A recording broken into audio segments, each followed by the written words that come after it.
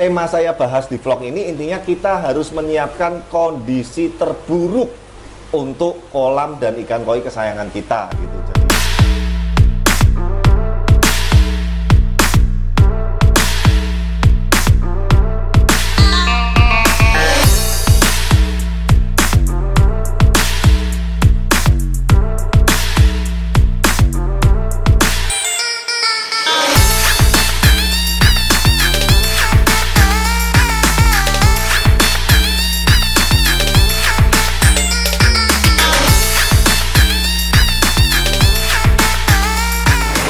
Halo, selamat malam teman-teman semua.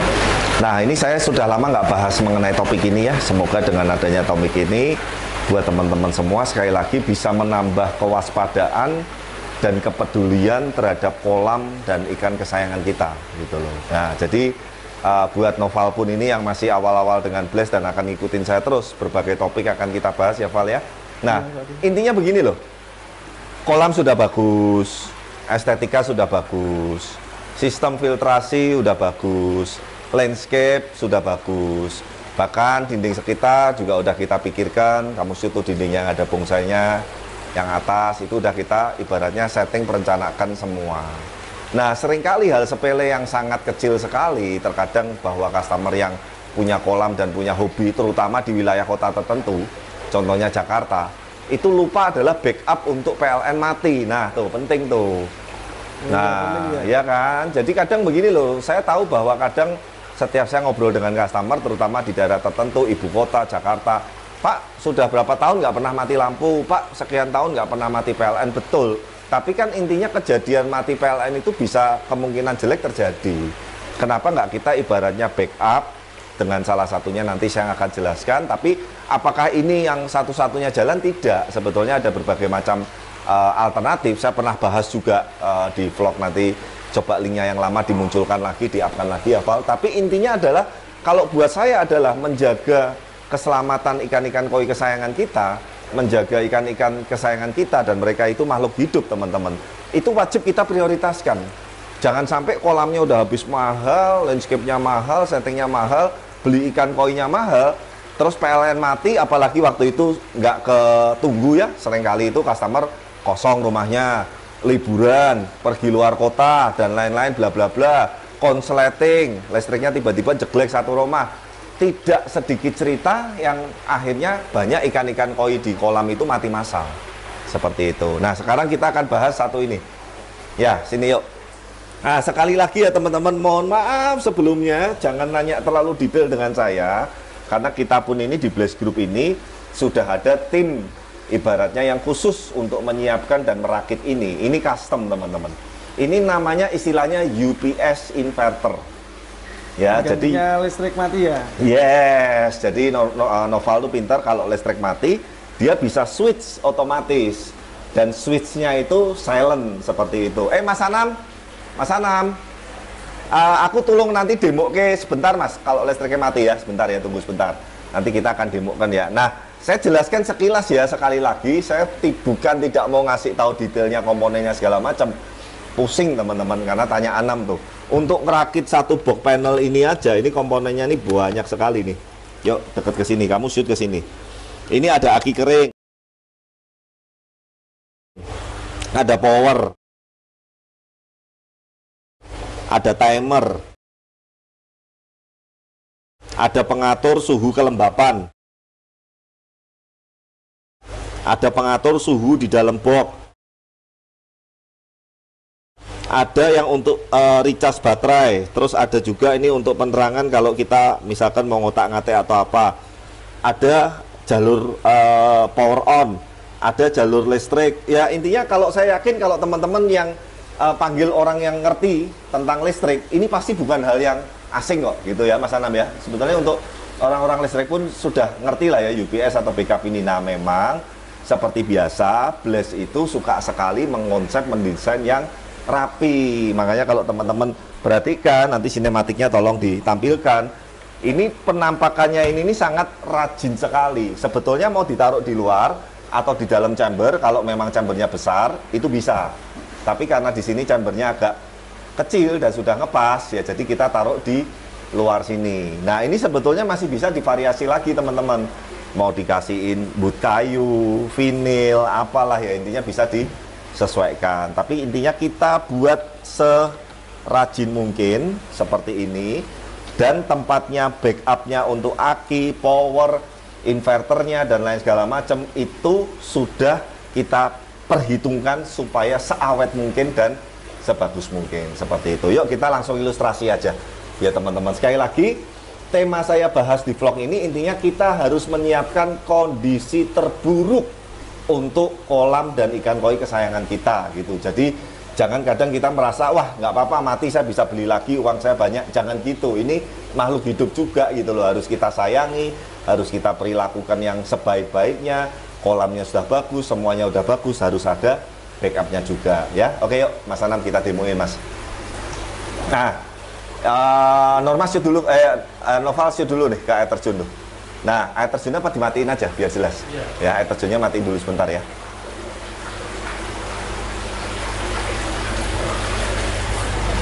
Nah aerator ini sengaja kita umpetin agak ke belakang di air terjun supaya sekali lagi airnya ini penampakannya supaya nggak terlalu beriak dan supaya kita customer ini bisa menikmatin ikan koinya dengan lebih clear. Nah ini kondisi normal semua ya teman-teman, aerator itu nyala, listrik PLN nyala seperti ini. Sekarang kita tes ilustrasi kalau lampunya PLN-nya mati. Ayo Noval sekarang mulai shoot ke sini. Bentar, jangan dulu Mas. Nah biar dia ngikutin. Nah teman-teman lihat ke sini ya. Ini suplai utama PLN untuk ke jalur sini. Kita cabut. Nah dia mati, delay dulu nih. Nah sekitar 3-4 detik dia otomatis switch langsung, itunya udah nyala lagi. Noval shoot ke bawah lagi aeratornya. Tuh. Nah kalau kondisi seperti ini kita asumsikan bahwa PLN itu mati, dia otomatis UPS inverter ini akan nyala dan yang diangkat itu hanya aeratornya aja, oksigennya aja seperti ini. Ketahanan itu bisa sampai 8-10 jam teman-teman. Jadi itu sudah sangat-sangat cukup cover sekali, kan jarang juga sih mati lampu sampai selama itu ya. Biasanya kan hitungan 2-3 jam udah tapi kita siapin spare-nya, aki keringnya ini bisa untuk sekitar 8-10 jam. Nanti ampernya berapa saya juga udah liar ya, bahasa Jawanya puyeng. Makanya intinya saya hanya menjelaskan backupnya, manfaatnya apa, fungsinya apa, dan kita harus menyiapkan kondisi terburuk untuk kolam koi kesayangan kita. Nah sekarang balikin Mas, kita pakai supply yang utama dari PLN-nya lagi. Nah, tuh sempat berhenti sekian detik, langsung sudah kembali normal lagi. Nah, sekarang pertanyaannya adalah, Pak, aki ini kan harus perlu dipanasin. Kemarin juga ada yang sempat nanya ke saya, oh iya bener juga ya, kalau akinya lama nggak mati, lampunya nggak pernah PLN mati, artinya kan ini kalau nggak nyala, dia akan akinya ini akan bermasalah. Seperti halnya mobil, motor, kalau aki nggak pernah dipanasin, pasti juga akan gampang tekor gitu. Nah, kita udah siapkan timernya di sini, teman-teman. Itu setiap jam 9 malam ya, itu mati selama 30 menit supaya dia ibaratnya akinya ini ibaratnya jalan. Kayak ibaratnya kalau mobil dipanasin otomatis setiap hari 30 menit. Itu udah kita setting juga. Makanya kita pikirkan sampai di situnya. Nah, kemudian setelah nanti dia 30 menit dia kembali normal, akinya ngecas lagi.